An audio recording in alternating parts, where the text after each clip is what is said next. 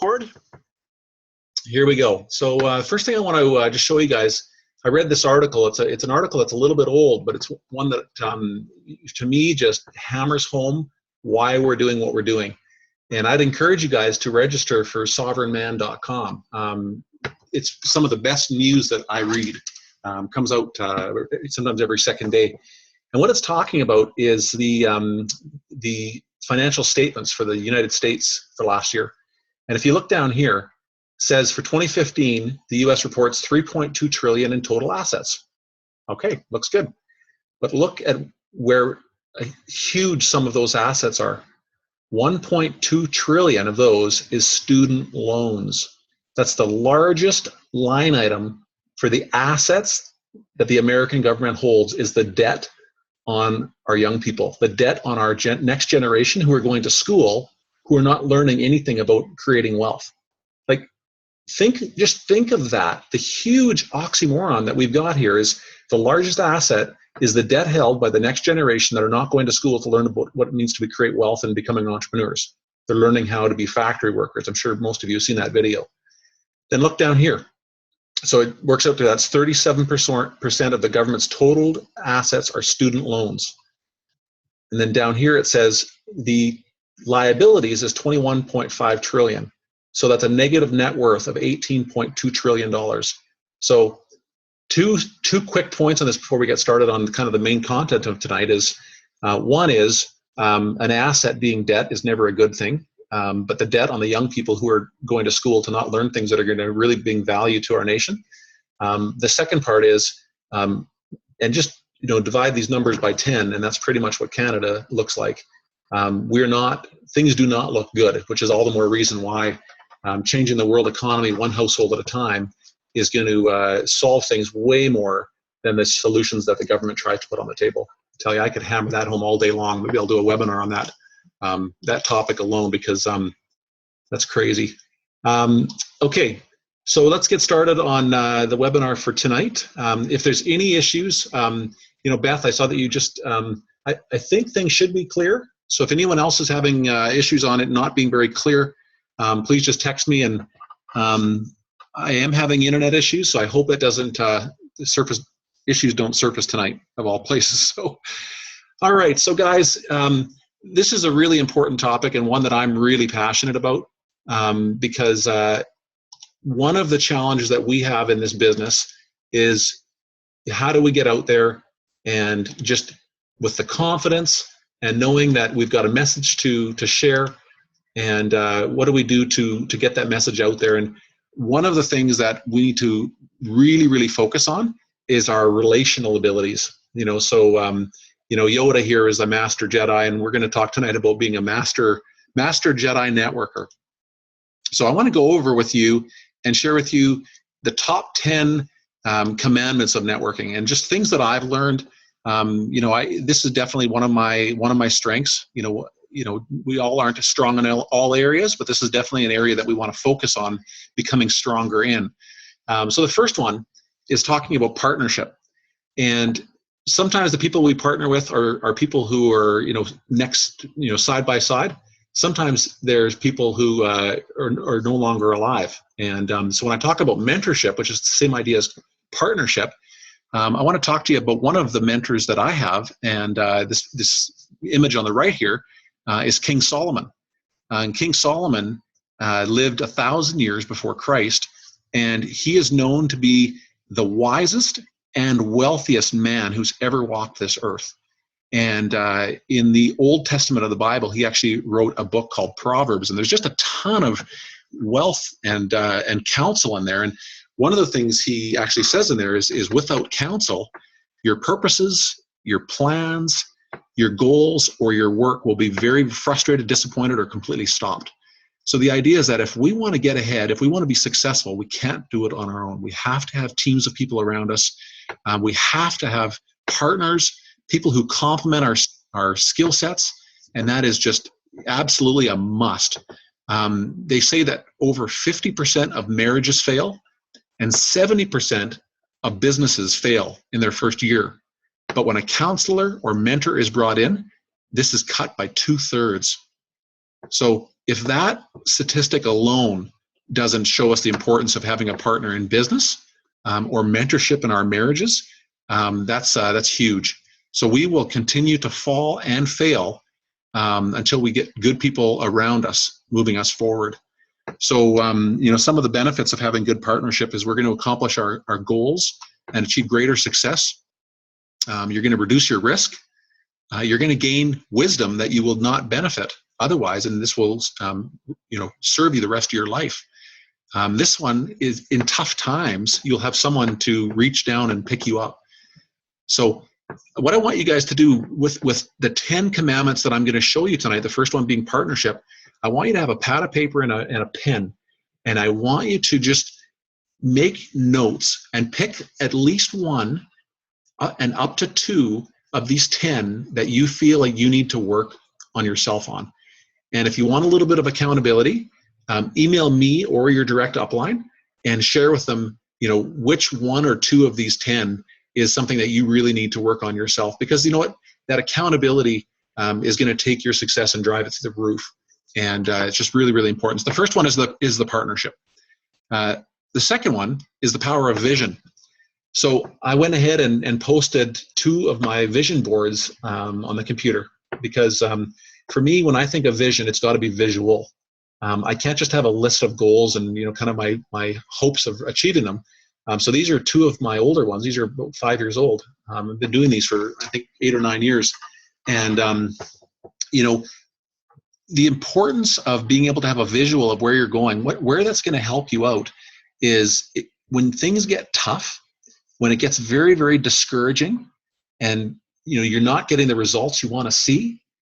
Well, when you have something visual in front of you, and my vision board from my present one, I have one on the head of my bed and one by my computer, and it's just a constant reminder of why I'm doing what I'm doing. Vision is a precisely defined goal with a detailed plan and timeline for achieving it.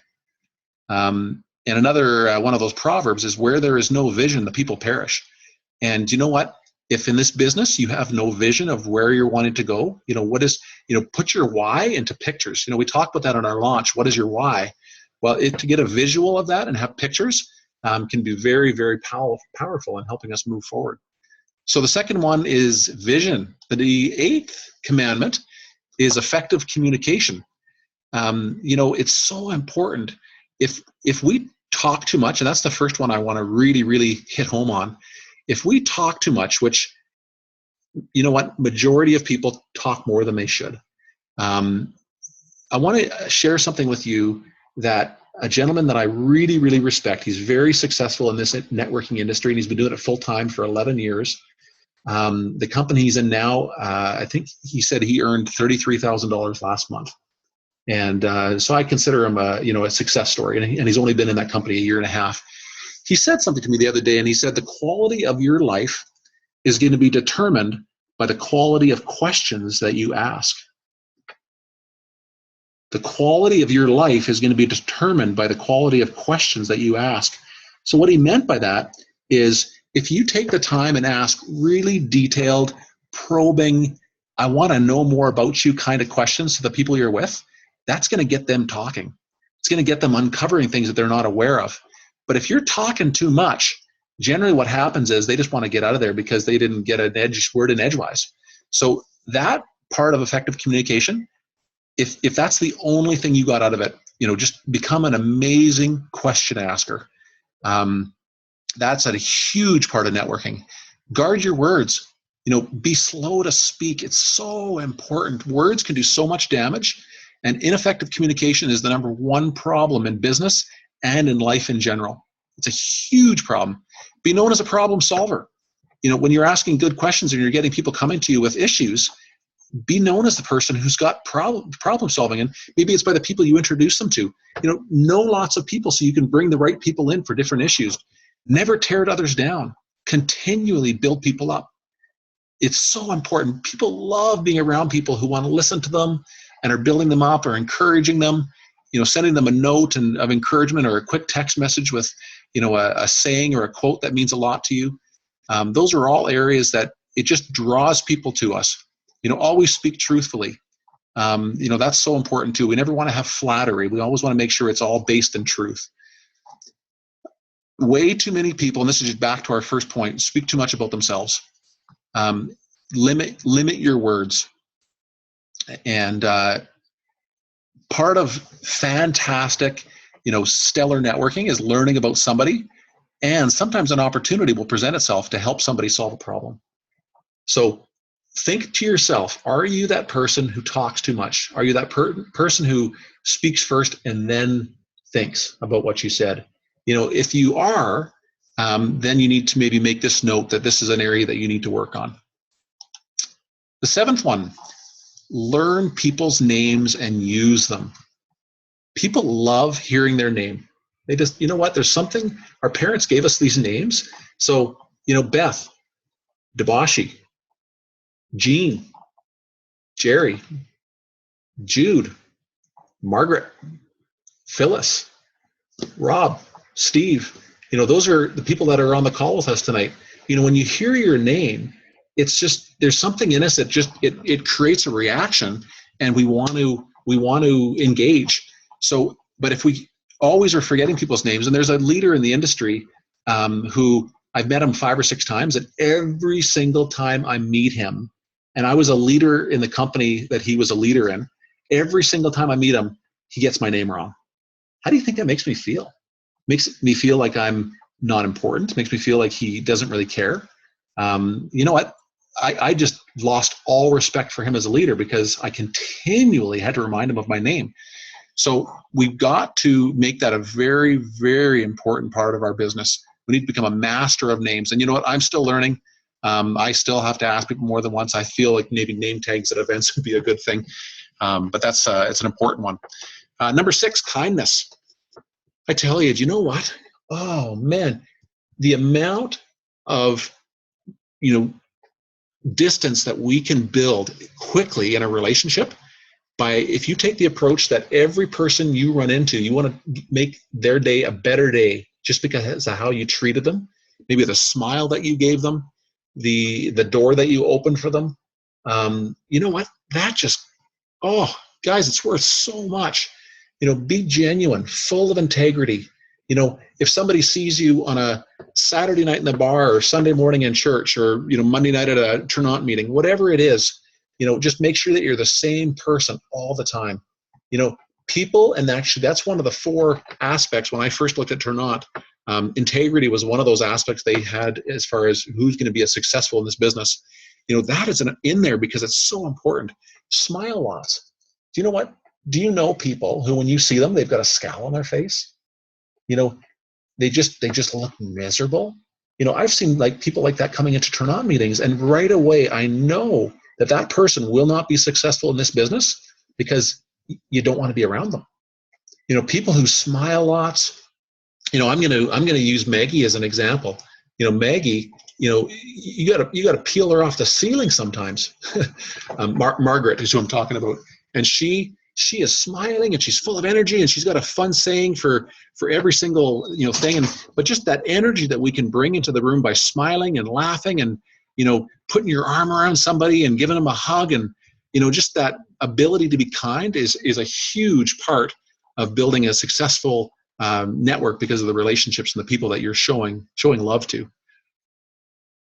The next one, and this is always going to happen, is we're going to run into issues where we have conflict. And you know what? That's just, the only way to get rid of conflict is get rid of all the people. And then we get rid of all the people and we don't have a business. So I think we better figure out how to deal with conflict. And that conflict, it serves a very, very important purpose in our lives that rarely can be accomplished by other means. Because what happens is when we have conflict, if we approach it right, and we redefined our concept of winning. So don't think of winning as you being right. What it does is it strengthens our relationships. It gives us exceptional attributes that arise through these trials that cannot be developed otherwise. If we just had smooth sailing, there would be parts of our character that would not get developed. So when we get into situations of conflict, let's look for ways of creating win-wins out of them and seeing what is best for all. And let's think of how can we navigate through this adversity. It's important that we are bold, and not timid, but yet respectful. And a big part of that is forgiveness.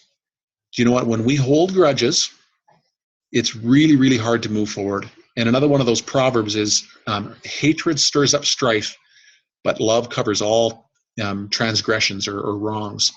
And you know what? Doesn't mean that we can go and trust the person again. Doesn't mean that we can engage in maybe a close working relationship, but we have to still forgive. And that's really what moves us through, times of conflict. And you know what? In this business, it's not an exception. The larger we get, the more people groups we get, the more ages, the more diversity of people with different opinions and strong opinions. And, people who are entrepreneurial are often that type A personality who are very, very stubborn and, ground in their own ways. I tell you, that is a recipe for some good fight.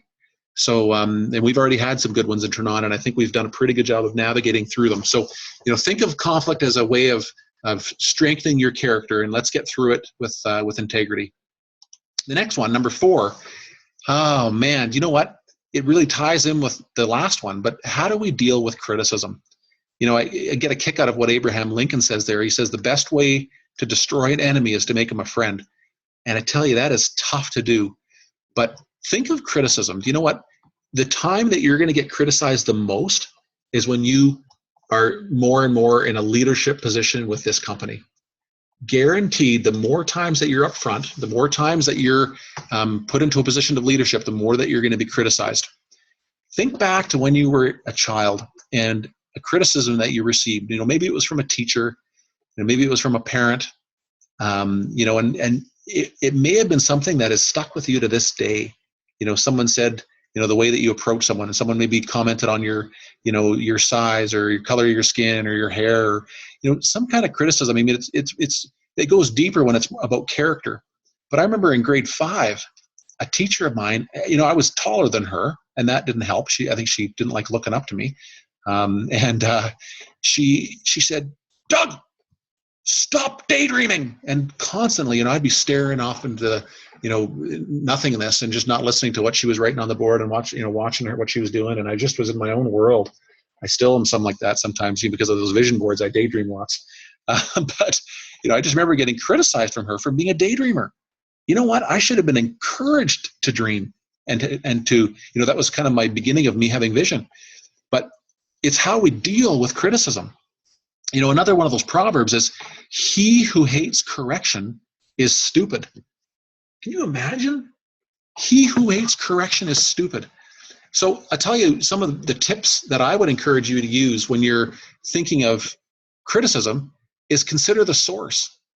Consider where it's coming from. Is it somebody who cares for you? Somebody who, is looking out for what's best?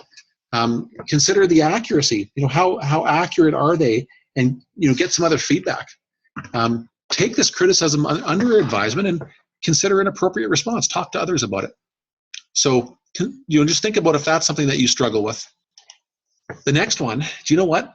In our business, there's 12 of us on the line now.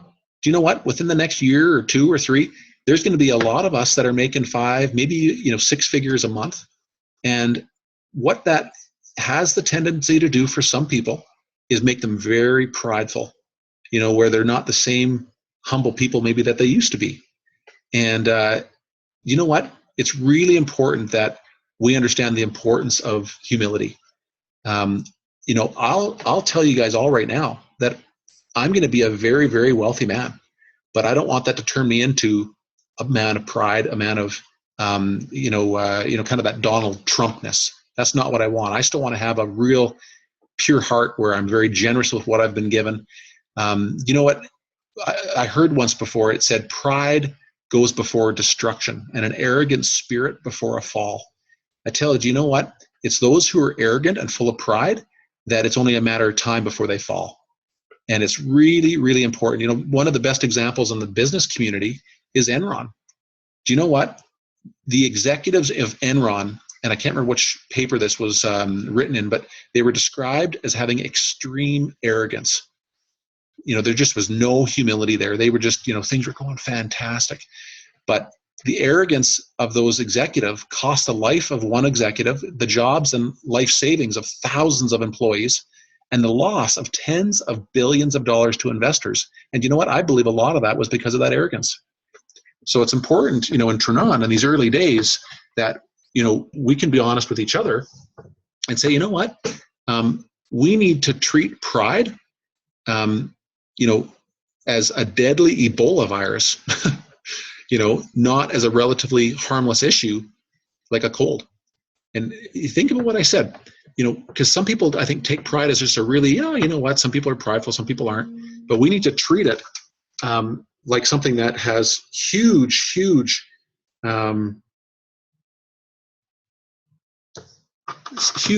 impact if we don't get that under control. So that's number 3. Down to number 2. When I say daily exercise, you notice I did not put a picture of me working out in the gym, and there's more than one reason why I didn't do that. When I'll tell you guys how I start my day, and many of you would already know this. I start my day with a 2-hour walk. And it's not all walking. Some of it I sit on the park bench. I love to pray. I listen to some really motivational music.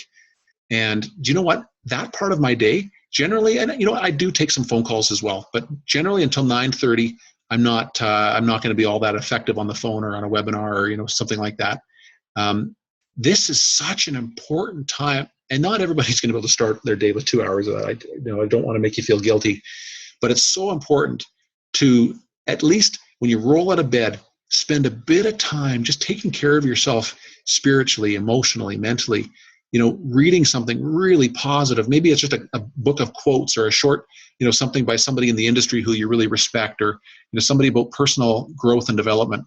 But take time to think about your day, think about who you're going to see, ask for wisdom and discernment in the things that you speak.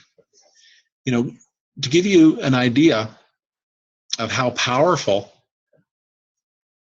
this quiet time is, this series of slides that I'm talking about today, I actually did this in January at another event, and I realized probably only 1 or 2 of you were there.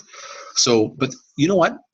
In one of my walks in early January, this whole presentation came together, and I just dictated it all into my phone. And it's so powerful, way more powerful than sitting in front of a computer and trying to plan it out. So I'd encourage you guys, in order to be effective with people and effective with casting your vision, effective in strategizing and planning, take some quiet time. It's so important. And each one of the things that we talked about tonight, somebody said I keep cutting out. Guys, I'm sorry. My internet sucks. Sorry, guys. Do you know what? It is recorded, so hopefully I haven't cut out too much. But I encourage you guys to spend time in solitude. And what that'll help you do is it'll really help you control the words that you speak and everything like that. All right, so the last one, and I hope you guys have all written down 1 or 2 of these that you want to work on. This one here, we talk about this business. It's a business of duplication, right? It's a business where, if we do things right and we've got a simple system, what's going to happen is we're going to duplicate ourselves. Well, the important thing to understand is that you want to make sure to duplicate the right stuff. You want to make sure to duplicate the right, and I'm not just talking in business, but also in life. It's so important that each one of us has healthy balance. That's something that Lyle shares about, is having healthy balance. We can't just focus on work. Otherwise we get out of balance physically, emotionally, spiritually, mentally, relationally. We had to have really healthy balance. We got to have healthy relationships in our life, because otherwise, what are we going to build in this culture of Ternat? We're going to build a company that people are duplicating, maybe being workaholics, or duplicating, getting unhealthy physically, because it's so important that we build this business. Well, I'd encourage each of you to just reflect on your own lives and look at the balance that you have. Look at the habits that you have. Look at, are you spending time each day, in quiet reflection and, prayer or meditation? Because whatever you're doing, the people that you're bringing into this business, the people that you're leading, they're going to follow. And it's really, really important that you want to duplicate a beautiful operating machine rather than a big chaotic mess. So I'd really encourage you guys to, and ask your spouse if you're married, ask people that are close to you, ask your children, ask your parents, you know, what maybe is missing in your life, is duplicating who you are today. Is that going to create a healthy, group of people that are following you, and then eventually doing their own duplication? So, that's the first one. The first commandment of becoming a Jedi master networker. So I'm going to scan back through these really quick here, and if you haven't written one down yet, write down the one that resonates with you. Write down the one where you just kind of maybe had this prickle in your heart and kind of said, you know what, that's something that I'm not very good at. And it's really important that we are improving as people so that we can, become the kind of person that people want to follow. And you know what? We always say in business how timing is everything. Well, you know what? We've got the time right now where Ternant Canada, which is getting launched here next month, the company is looking for leaders.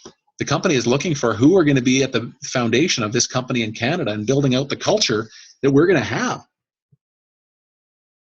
We've got a massive opportunity, but we need good, healthy, strong, people who are capable of moving that forward. So that's where I'm going to leave it at for tonight, everybody. Appreciate all of you being online. I've recorded this, and actually I'm going to stop the recording.